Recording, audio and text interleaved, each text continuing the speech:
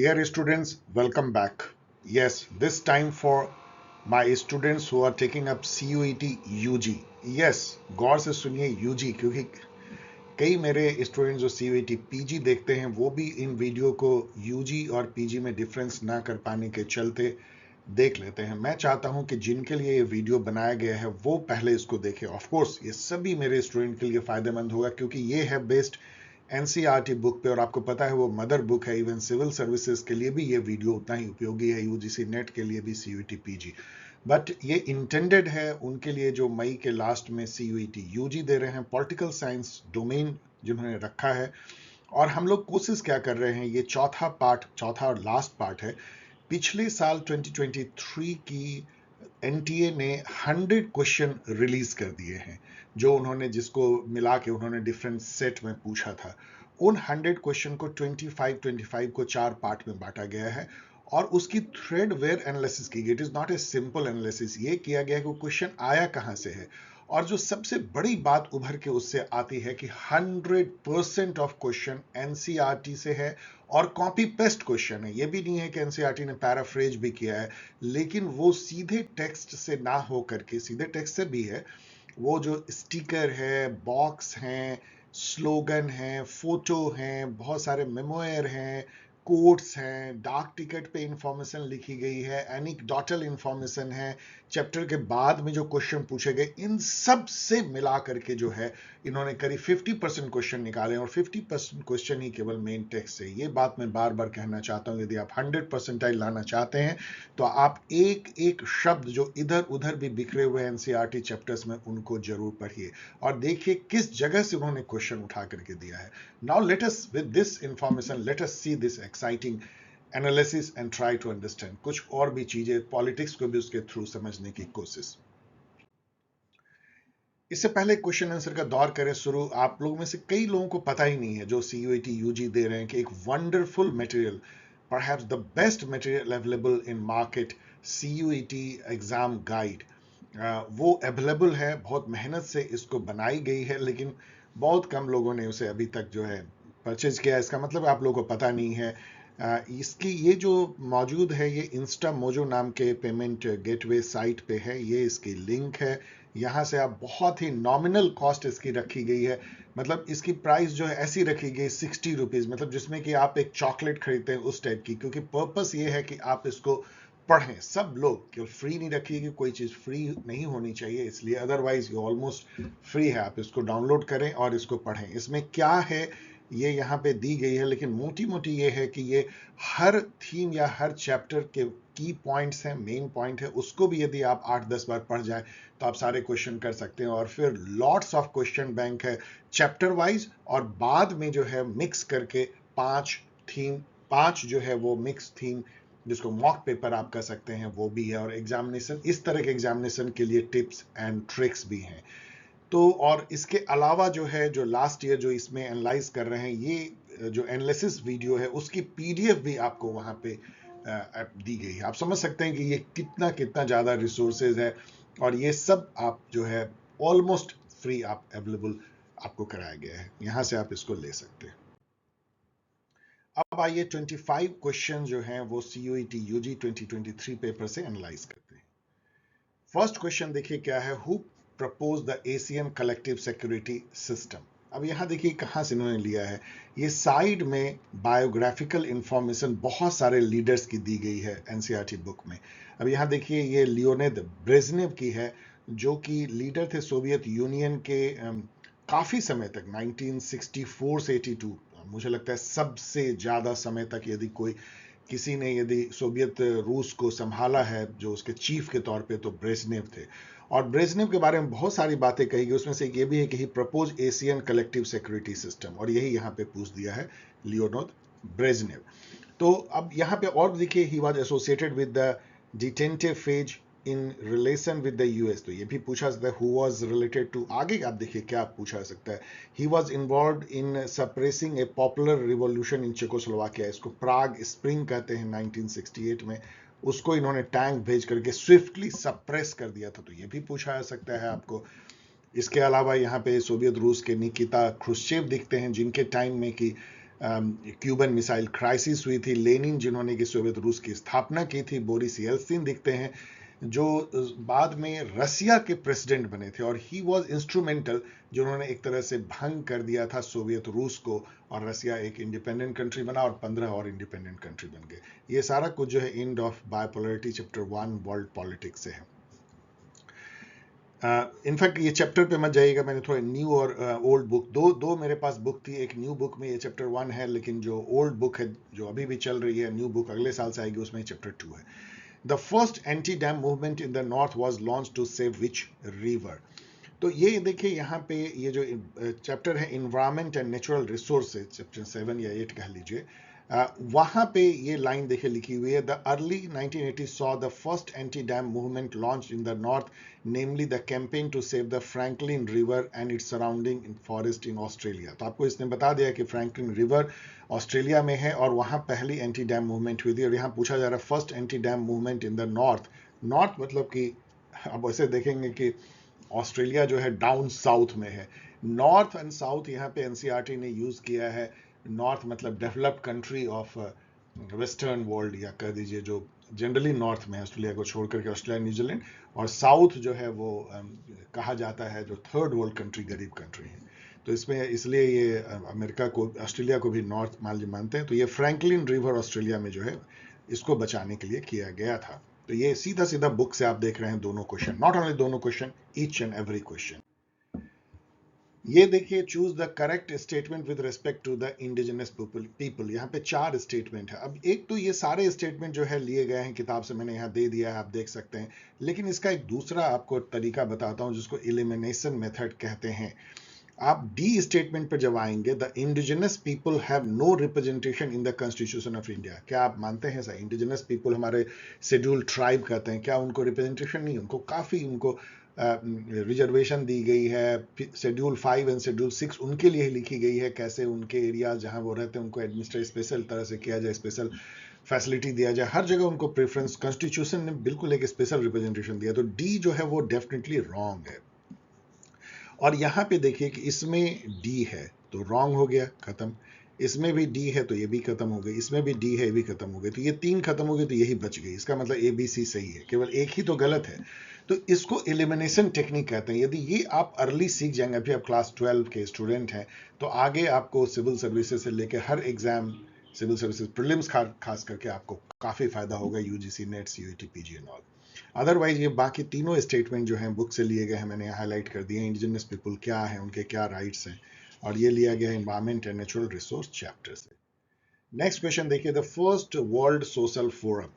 इसके बारे में पहले मैं बता दूं कि एक वर्ल्ड इकोनॉमिक फोरम जो है दावोस में हर साल, WEF, दावोस स्विट्जरलैंड में है। वहां पे पूरे दुनिया के इंडस्ट्री के प्रमुख and government and non government organization जो भी इकोनॉमी से रिलेटेड है, सभी वहां पे जुटते हैं, डिलिब्रेट करते हैं, डिस्कस करते हैं कि दुनिया की इकोनॉमी किधर जा रही है और कैसे उसको और आगे ले जाया जा सकता है।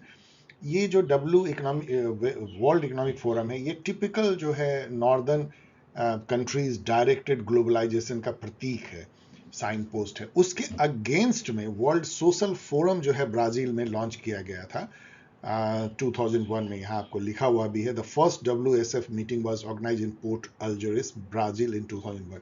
इसमें यह था कि यहाँ पे अधिकतर लेफ्ट ओरिएंटेड लीडर जुटते हैं, सोशल मूवमेंट के लोग जुटते हैं, इंडिजिनस पीपल, ह्यूमन राइट्स को बचाने वाले, और वो कहते हैं कि ये ग्लोबलाइजेशन जो है ये मटेरियलिस्टिक है, ये इकोनॉमिक ड्रिवन है, इससे दुनिया में खाई अमीर गरीब के बीच में बढ़ रही है, कल्चरल होमोजेनाइजेशन हो रहा है, इन्वायरमेंटल डिग्रेडेशन हो रहा है। ये ग्लोबलाइजेशन हमको नहीं चाहिए। हमें एक अलग तरह की ग्लोबलाइजेशन चाहिए जहाँ की हर लोकल कल्चर सुरक्षित रहे, लोगों के बीच में खाई कम हो और दुनिया में भाईचारा, हार्मोनी बढ़े, लाइक दैट। तो वर्ल्ड सोशल फोरम ने अपना नाम ही रखा वर्ल्ड इकोनॉमिक फोरम के जस्ट अगेंस्ट में, और इसकी पहली बैठक ब्राजील में 2001 में हुई। ये पूछा जा रहा है वर्ल्ड सोशल फोरम की मीटिंग पहली बार कहाँ हुई, तो ये तो यहाँ आपको जवाब इसने दे दिया कि पोर्ट अल्जरिस, ब्राजील में। लेकिन यहाँ एक और इंपॉर्टेंट इंफॉर्मेशन है, the fourth WSF meeting was held इन मुंबई 2004। ये कई एग्जाम में डियर स्टूडेंट पूछा जाता है, CUET PG तक में पूछा गया है, और आपको भी आगे पूछा जा सकता है। यहाँ पे तीसरी इंफॉर्मेशन है, latest WSF meeting was held in Brazil in March 2018। ये भी आपको पूछा जा सकता है। ऐसे अभी बता दें कि ये बहुत ही डोल ड्रम है, अर्थात 2018 के बाद कोई खास इंफॉर्मेशन मिलती नहीं कि WSF मूवमेंट का हुआ क्या और उसकी मीटिंग कहाँ हो रही है।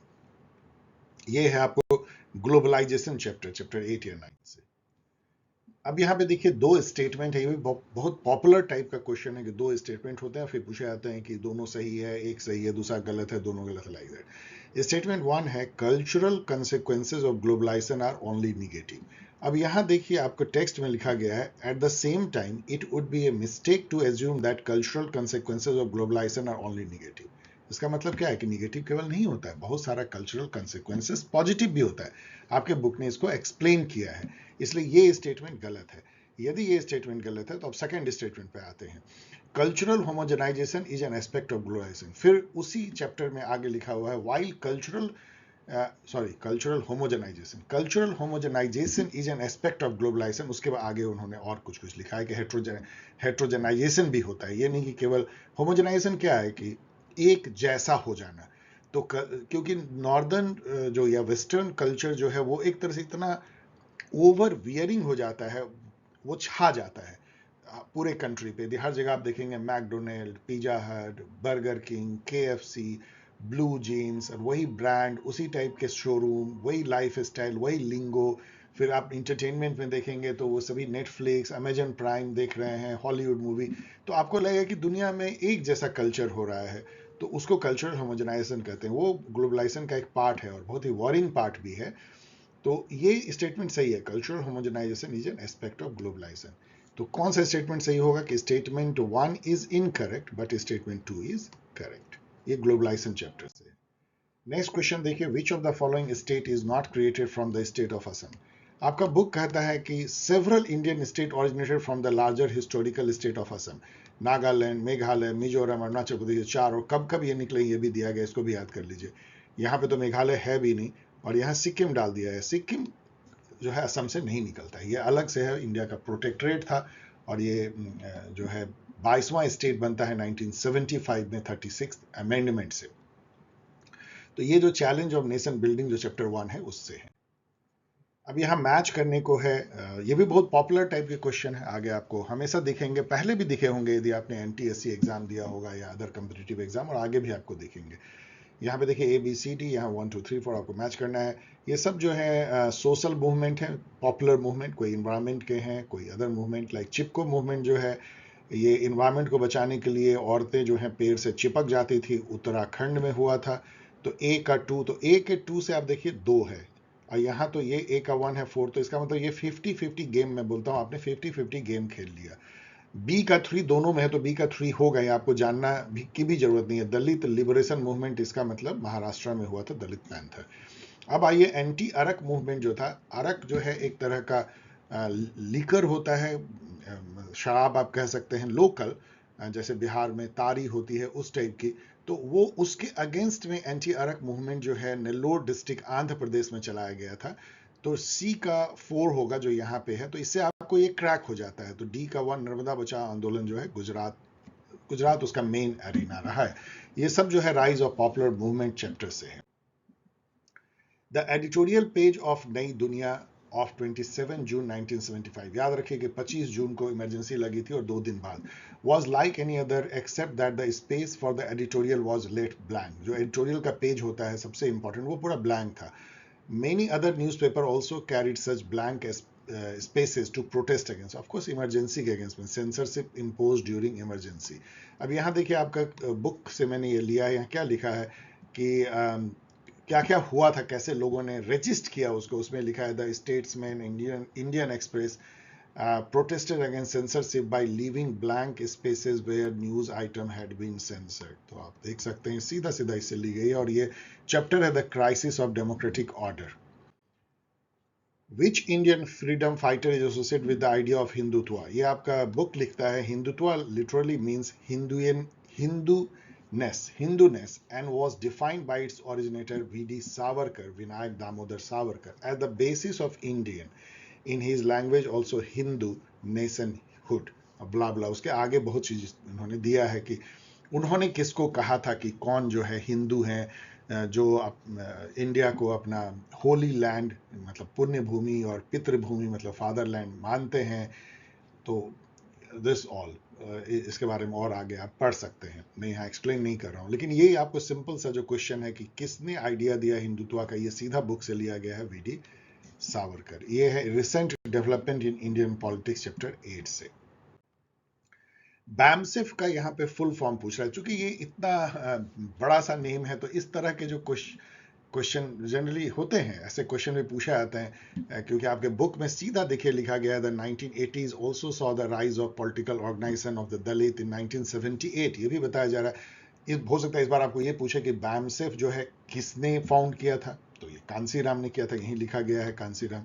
ये पूछा सकता है कांसी राम जी ने बैमसेफ किस ईस्वी में फॉर्म किया था, 1978 में।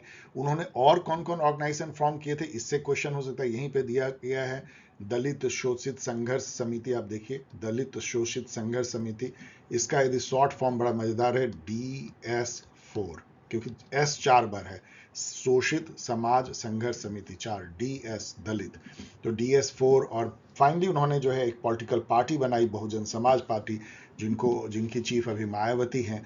तो ये सब जो है यहाँ पे लिखा गया और सब इंपॉर्टेंट क्वेश्चन है। इसका फुल फॉर्म यहाँ दिया गया है, backward and minority communities employ federation, जो कि यहाँ पे सेकंड है, यहाँ इन्होंने एम्प्लॉयर कर दिया, इसलिए गलत है। ये चैप्टर है recent development in Indian politics, chapter 8 या 9 कर लीजिए। Which party alliance won the general election of the Lok Sabha in 2004। ये आपको बताता है पॉलिटिकल जो इलेक्टोरल फॉर्चून, कैसे कांग्रेस और बीजेपी का चेंज हुआ है, कैसे कोलिशन एरा एक तरीके से एक फेज खत्म होता है 2014 में, ये सब भी बताया गया है। वहाँ उन्होंने बताया है कि यूपीए जो है 2004 में सरकार बनाती है एनडीए को हरा करके, तो यूपीए जो कि 10 साल शासन चलता है, मनमोहन सिंह प्रेसिडेंट रहते हैं। यूपीए का फुल फॉर्म भी दिया गया होगा, जो आपको देख लेना चाहिए। UPA stand for United progressive alliance and NDA national democratic alliance. 2014 में जो है 1989 के एरा का एक तरह से खत्म होता है। सिंगल पार्टी को फर्स्ट टाइम मेजोरिटी आती है बीजेपी, लेकिन वो कंटिन्यू करते हैं कोलिशन गवर्नमेंट एनडीए के नाम से ही। और 2019 में तो और ज़्यादा मेजोरिटी आती है, लेकिन फिर भी वो कोलिशन गवर्नमेंट एनडीए की ही बनाए रखते हैं। ये सब जो है recent development in Indian politics chapter 8 या 9। नेक्स्ट देखिए the Arab spring. Arab spring एक तरह का मूवमेंट थी फॉर डेमोक्रेसी, जिसमें लोग सड़कों पे उतर आए थे मिडिल ईस्ट में। आपको पता होना चाहिए कि मिडिल ईस्ट जो कि काफ़ी रिच कंट्रीज का समूह है, क्योंकि वहाँ तेल पाया जाता है, पेट्रोलियम मतलब, लेकिन वहाँ डेमोक्रेसी नहीं है। अधिकतर जो वहाँ पे गवर्नमेंट है वो ऑथोरिटेरियन है या मोनार्की है, लाइक दैट। तो वहाँ पे अरब स्प्रिंग जो है 2011-2012 में होती है। बिगिन तो आपकी किताब कहता है 2009 में ही हो गई थी, और वो कई कंट्री में फैल जाती है। ये क्वेश्चन पूछ रहा है कि किस कंट्री में वो नहीं फैला था, तो इसमें से ईरान में नहीं फैला था, सऊदी अरब में भी नहीं फैला था, ट्यूनीसिया, लीबिया, यमन, ये सब में जो पूरा फैल गया था, और कई जगह तो लीडर को मार दिया गया, like colonel Gaddafi of Libya and all. ये नया जो है ये चैप्टर ऐड किया गया, न्यू टॉपिक ऐड किया गया इंडो बायपोलरिटी में, तो वो वहां से मैंने ये लिया है। इसमें सारी इंफॉर्मेशन है कि कहाँ कहाँ ये हुआ था, ईरान में नहीं हुआ। ये तो इसको मैंने नहीं दिया है, लेकिन तो बुक में ये फोटो दी हुई है, लिखा हुआ है कि गौर से देखिए, इसमें ओलिव का ट्री का लीफ है और 5 कंटिनेंट हैं। ये यूनाइटेड नेशंस की लोगो है, ये पूरा बताया गया है। तो यूनाइटेड नेशन का पूछा जा रहा है ये किसका लोगो है। नामदेव धसाल के बारे में पूछा जा रहा है कि ये क्या थे। नामदेव धसाल के बारे में काफ़ी कुछ दलित पैंथर जहाँ है वहाँ एक्सप्लेन की गई है। इनफैक्ट दलित पैंथर के ये जो है ये संस्थापक माने जाते हैं दलित पैंथर। दलित पैंथर एक रिवोल्यूशनरी ऑर्गेनाइजेशन थी, अधिकतर यंग इंटेलेक्चुअल दलितों की महाराष्ट्र में। So he was a revolutionary poet, और ये बात यहाँ पे कही जाती है। उनकी पोएम भी कुछ दी गई है वहाँ, rise of popular movement chapters. Which of the following is not classified as human right. जो चैप्टर है आपका security in the contemporary world, chapter 7 या 8, उसमें जो है ह्यूमन राइट्स चैप्टर को, ह्यूमन राइट के थीम को समझाया गया है, जो कि ह्यूमन सिक्योरिटी से जुड़ा हुआ है। और ये कहा गया है कि इसमें से कौन सा ह्यूमन राइट नहीं है, ये कहा गया है। यहाँ पे देखिए आपका बुक क्या कहता है। Human rights have come to be classified into 3 types. The first type is political rights such as freedom of speech and assembly. The second type is economic and social right, and third type is right of colonized people. तो इसके अनुसार से तो political right है, economic and social right है, और ethnic rights of ethnic and indigenous minority है। लेकिन ये इनका जो क्लासिफिकेशन है जिस भी ऑथर ने लिखा वो बहुत ठीक नहीं है। ह्यूमन राइट्स जो है उसको उसको 3 जनरेशन में हम लोग बांटते हैं। फर्स्ट जनरेशन ह्यूमन राइट जो है उसको सिविल राइट्स कहते हैं, ना कि पॉलिटिकल राइट। सिविल राइट्स जो है उसमें आता है freedom of speech and assembly, जीने का right and all, that is called civil right, जो हमारे फंडामेंटल राइट में है। सेकंड, उसमें पॉलिटिकल राइट्स भी आते हैं, लेकिन प्राइमरली जो है सिविल राइट। पॉलिटिकल राइट में जो है freedom of speech and assembly नहीं आकर के राइट टू वोट आता है, right to be elected for political office आता है। सेकंड जनरेशन राइट जो है वो economic and socio cultural right है, वो यहाँ सेकंड लिखा, ठीक लिखा गया second generation right. Third generation right जो है वो ग्रुप एंड कल्चरल माइनॉरिटी के राइट्स है, मतलब जो ग्रुप राइट होते हैं इंडिजिनस पीपल को, माइनॉरिटी को, उनकी राइट है, इस तरीके से। तो लिंग्विस्टिक राइट भी जो है ऐसे देखा है तो ह्यूमन राइट में आ जाएगी, लेकिन चलिए यहाँ पे किताब में चूंकि लिख दिया है तो ये 3 है, ये नहीं है। ये चैप्टर मैंने बता ही दिया है। सॉरी, यहाँ पे नामदेव धसाल के बारे में पीछे वाले स्लाइड में होना चाहिए, लेकिन पढ़ लीजिएगा कि दलित पैंथर की उन्होंने स्थापना की थी, नामदेव धसाल। एंड सॉरी, पीछे एक और इंपॉर्टेंट इंफॉर्मेशन थी जो मैं आपको नहीं बता पाया, कि दलित पैंथर जो नेम है वो ब्लैक पैंथर जो अमेरिका में सोशल मूवमेंट हुआ था, एक ऑर्गेनाइजेशन ब्लैक लोगों ने अपनी की थी, उससे वो प्रभावित था, इसलिए उन्होंने दलित पैंथर नाम रखा था। Which one of the following is not part of communes, humanities और global commons? ये पूरा global common पे यहाँ environment के चैप्टर में लिखा हुआ है। These are known as res communis humanitatis, Latin है, और global commons they include the earth's atmosphere, Antarctica, the ocean floor जिसको deep ocean के floor कहते हैं, and outer space, also deep sea भी। जो सी, हाई सी जिसको कहते हैं, जो 200 नॉटिकल माइल से अवे होती है किसी भी कंट्री के कोस्ट से, उसको हाई सी कहते हैं, वो भी ग्लोबल कॉमन्स में आता है। और उसको कैसे मेंटेन किया जाए, कैसे देखरेख किया जाए, ये बहुत बड़ा चैलेंज है, क्योंकि वो किसी का भी नहीं है और सबका है। तो जिसको टेक्नोलॉजी अब आउटर स्पेस में, देखिए कि अमेरिका जा रहा है, डेवलप्ड कंट्री जा रहे हैं, लेकिन क्या अफ्रीका के कंट्री आउटर स्पेस में कुछ भी कर पा रहे हैं? क्या उनको अधिकार नहीं है? अंटार्कटिका पे सब लोग एक्सपेडिशन भेज रहे हैं, क्या गरीब कंट्री भेज सकते हैं? ये एक इनइक्वलिटी का भी मुद्दा यहाँ पे आता है। तो उसमें ग्लोबल कॉमन 5 जो माने जाते हैं उसमें कौन कौन नहीं है? तो सहारा डिजर्ट उसमें से बिल्कुल नहीं है, अंटार्कटिका है, आउटर एटमॉस्फेयर है, डीप ओशन है, हाई सी है। Who was the founder of the भारतीय जनसंघ? ये सीधा सीधा लिखा गया है, हर पार्टी का इस तरह से आपको इंफॉर्मेशन दिया गया, और यहाँ लिखा गया है कि भारतीय Jansangh was formed in 1951 with Shyama Prasad Mukherjee as its founder। तो यहाँ बता दिया गया है। और बाद में 1980 में जब भारतीय जनता पार्टी का फॉर्मेशन हुआ, तो वो इसी भारतीय जनसंघ का एक नया अवतार था, कह लीजिए। अटल बिहारी वाजपेयी और आडवाणी जी ने उसकी स्थापना की। तो end of one party dominance chapter 2 से लिया गया है।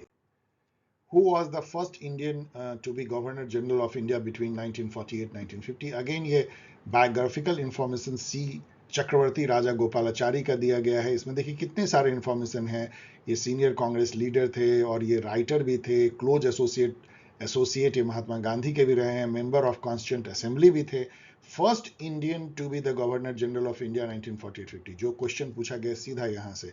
लेकिन उसके आगे बहुत सारे इंफॉर्मेशन है। He was the minister in union cabinet, जो फर्स्ट कैबिनेट बनी थी, later became the chief minister of Madras state. कितनी इंपॉर्टेंट इंफॉर्मेशन है। And he was first recipient of the Bharat Ratna. आपको पूछा सकता है who was the first recipient of the Bharat Ratna, इस साल पूछा सकता है। He was founder of the Swatantra party. Of course वो पार्टी अब एक तरह से विलीन हो गई है। उस समय में स्वतंत्र पार्टी भी एक राइट विंगिस्ट पार्टी थी, जस्ट लाइक बीजेपी, और वो इकोनॉमिक लिबरलाइजेशन चाहती थी, अमेरिका के साथ क्लोजर रिलेशन चाहती थी, लेकिन पार्टी बहुत ज़्यादा चली नहीं। तो आप वो उसके फाउंडर जो है राजगोपालाचारी थे। तो आप देख सकते हैं कितनी इंफॉर्मेशन इस छोटे से स्पेस में है और कितने एक क्वेश्चन इससे बन सकते हैं। इस तरह के सारे क्वेश्चन को हम लोगों ने कोशिश किया बनाने का सीयूईटी यूजी गाइड में। इस आपको ना मेहनत पड़े, आप बहुत तेजी से जो है उसको कई बार रिवाइज करके 100% लाए, तो आप उस गाइड को जरूर यूज कीजिए। सो यहाँ आंसर हो जाएगा C Rajagopalachari, and era of one party dominance, chapter 1 या 2। If linguistic provinces are formed, it will also give a fillip मतलब push to the regional languages. It would be absurd to make Hindustani the medium of instruction in all the region and it is still more absurd to use English for this purpose. इस तरह की जो हिमायत करते हुए linguistic state की महात्मा गांधी का statement आपको book में इस तरीके से दिया गया है, बहुत सारे कोट्स दिए गए, उसमें से एक इस चैप्टर में है the challenge of nation building, और सीधा आपको ये पूछा जा रहा है कि ये कोट किसका है। देखिए मतलब मैं आपको बार बार ये क्यों मैंने एक्सरसाइज किया है, आपको ये कॉन्फिडेंस दिलाने के लिए डियर स्टूडेंट की कैसे बुक से सीधा सीधा जो है पूछा गया है, और इसी बेसिस पे ये CUET PG गाइड बनी है, इसी तरह से बनी है कि वो बुक को हर तरीके से जो है उससे क्वेश्चन निकाला जाए, हर उसके पार्ट से, हर लाइन से, हर जगह से, हर जो छुपे छुपे इंफॉर्मेशन है वो निकाला जाए इंटरेस्टिंग वे में और क्वेश्चन बनाया जाए आपको 100% लाने के लिए। और ये जो चैप्टर है challenge of nation building, chapter 1 Indian polity. 1947 next question देखिए, the ruler of most of the state signed a document which meant that their state agreed to become a part of the union of India, identify them in the following.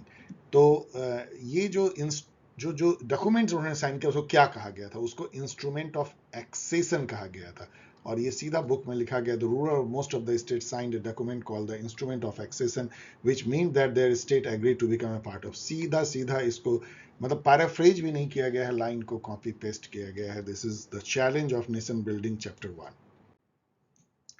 Name the author of the book economy of permanence. आपको लगेगा ये question तो बड़ा tough है, लेकिन again देखिए ये dark ticket sticker के थ्रू जो है बुक में आपको बायोग्राफिकल इंफॉर्मेशन दिया गया है JC कुमारप्पा का। इनके बारे में बहुत सारे इंफॉर्मेशन दिए गए हैं, इनका क्या पहले का ओरिजिनल नेम था, वो इकोनॉमिस्ट थे, चार्टर्ड अकाउंटेंट थे, ही स्टडीड इंग्लैंड ब्ला ब्ला, ये भी लिखा गया he was author of economy of permanence, he participated in the planning process as member of the planning commission. तो आपको सीधा ये क्वेश्चन छुपा हुआ क्वेश्चन ये politics of plan development chapter 3 से। National institution for transforming India, जो ये लंबा सा नाम है, इसका नाम है नीति आयोग। ये न्यू अवतार है प्लानिंग कमीशन का। ये एग्जिस्टेंस में आता है 1 जनवरी 2015। ये फास्ट फॉरवर्ड बहुत तरह से इंफॉर्मेशन दिया है। फास्ट फॉरवर्ड मतलब आगे बढ़ जाओ और देखो आगे क्या हुआ। वहां उन्होंने लिखा है कि नीति आयोग, इसका फुल फॉर्म भी दिया है जो यहाँ लिखा गया है, that came into existence on 1 जनवरी 2015। ये यहाँ लिखा गया है the politics of plan development. पहले प्लानिंग कमीशन के बारे में बताया गया, फिर नीति आयोग के बारे में। ये लास्ट स्लाइड है चैप्टर, ये 25 क्वेश्चन पूरा हो जाएगा। Who created the Indian national army during the second world war. इसका मैंने कॉपी पेस्ट नहीं दिया क्योंकि इतना ऑब्वियस आप लोग सबको पता है। आजाद हिंद फौज सुभाष चंद्र बोस ने बनाया था, जर्मनी और जापान का हेल्प लेकर के, इसलिए नहीं दिया, लेकिन ये भी बुक में दिया हुआ है। लास्ट क्वेश्चन है, name the person who was the first Indian high commissioner in UK and later head of India's delegation to united nation. He was active in the Labour Party of UK between 1934-47. Later on, I am telling you, he became India's defense minister during the India-China war, लेकिन उनको resign करना पड़ा। उनको काफ़ी एक समय तवज्जो दिया था, तो बहुत पढ़े लिखे थे और लेबर पार्टी के भी मेंबर थे और यूके में हाई कमिश्नर रहे थे। उनका नाम था VK Krishna Menon. He was very close to Nehru ji also, और यहाँ पे बहुत कुछ उनके बारे में लिखा गया जो आगे आपको क्वेश्चन पूछा सकता है कि he was defence minister of India since 1957, close to Nehru ji. He resigned after India China war and Rajya Sabha MP थे, लेटर लोकसभा MP बने, member of union cabinet from 1956। और ये भी लिखा गया है कि ही वॉज, यहाँ पे देखिए, he was first Indian high commissioner, यहाँ लिखा गया है Indian high commissioner in UK and later head of India's delegation to UN। तो सारा कुछ जो यहाँ है कॉपी पेस्ट है VK कृष्णा मेनन। यहाँ पे KPS मेनन के बारे में जो है वो भी आपके बुक में है। He was first foreign secretary government of India में, और उनका भी काफ़ी सारा योगदान है, वो भी लिखा गया है। ये सब इंडियाज एक्सटर्नल रिलेशन चैप्टर 4 में है। So okay dear student, I hope कि आपको ये पसंद आया होगा। यदि एक भी स्टूडेंट आप यदि देख रहे हैं जो CUET UG दे रहे हैं, मैं बार बार कर रहा हूँ UG नॉट PG, और क्लास 12 अभी आपने पास किया है, तो आई एम वेरी हैप्पी। और तब आपका कर्तव्य बनता है कि आप सभी अपने दोस्तों को बताएं जो भी CUET UG दे रहे हैं कि पॉल साइंस हेल्प, जिसके आप मेंबर बनेंगे ही बनेंगे जब आप एक बार पॉल साइंस अंडर ग्रेजुएट में आएंगे, लेकिन अभी बताएं क्योंकि इतनी सारी मेहनत आप लोग के लिए की जा रही है। और यदि आप मेरे एग्जिस्टिंग स्टूडेंट हैं जो CUET PG दे रहे हैं या UGC नेट, तो आपका या सिविल सर्विसेज एग्जाम, तो आपका कर्तव्य है कि आप अपने छोटे भाइयों, उनके दोस्तों, ब्रदर्स एंड सिस्टर्स सबको बताएं जो लोग CUET UG दे रहे हैं कि CUET UG गाइड सर ने लॉन्च किया है। सर के चैनल पे जो है इस तरह के एनालिसिस जो कहीं पे आपको नहीं मिलेगी और गाइड भी कहीं नहीं मिलेगी, ये आपका बताना कर्तव्य है, जिससे कि मेरा पैशन जो है CUET UG स्टूडेंट को हेल्प करने का वो बरकरार रहे। और CUET UG गाइड के बारे में फिर से एक बार मैं बता रहा हूँ, इसकी लिंक जो है यहाँ पे है डिस्क्रिप्शन बॉक्स में, क्लिकेबल लिंक मिलेगी, क्लिक करेंगे आप सीधा वहाँ पहुँच जाएंगे।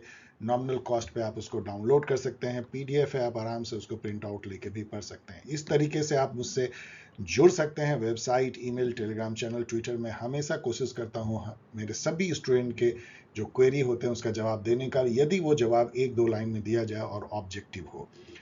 तो चलिए मिलते हैं। अब आगे मैं कोशिश करूंगा आपके एग्जामिनेशन तक कुछ और वीडियो लाने का, उसमें चैप्टर वाइज कुछ इंपॉर्टेंट क्वेश्चन की हम लोग चर्चा करेंगे और ये देखेंगे कि पिछले साल उस चैप्टर से क्या क्वेश्चन पूछे गए हैं, एक जगह पे आपको वो देंगे, जिससे कि आपको आइडिया लगे कि एक पर्टिकुलर चैप्टर से इन्होंने पिछले 2 सालों में क्या क्वेश्चन पूछा है। क्योंकि मेरे पास दोनों साल के पेपर हैं, पिछले साल के भी और पिछले के पिछले साल 2022 का भी, तो वो दोनों पेपर हम लोग यहाँ एनालाइज कर सकते हैं। ओके देन, मिलते हैं बहुत जल्द। तब तक के लिए, गर्मी बढ़ रही है, take care, be safe, bye.